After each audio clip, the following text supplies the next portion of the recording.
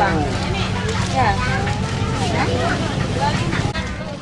Salah satu pedagang mainan di Indralaya Ogan Ilir mengaku sejak lebaran kedua Hari Raya Idul Fitri 1442 Hijriah, hingga saat ini mainan anak-anak masih diburu kalangan anak-anak.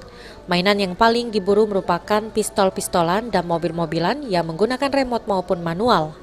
Mainan tersebut biasa digunakan oleh anak laki-laki, sementara untuk anak perempuan, mainan alat rumah tangga dan boneka Barbie masih menjadi primadona. Bahkan untuk stok mainan pistol-pistolan bagi anak laki-laki sudah habis terjual, dengan harga yang bervariatif tergantung dari besar dan kecil ukurannya. Namun omset penjualan ini tak disangka pedagang sebagaimana pada tahun-tahun sebelumnya. Pasalnya untuk lebaran tahun ini masih mengalami pandemi COVID-19 yang membuat perekonomian tidak stabil.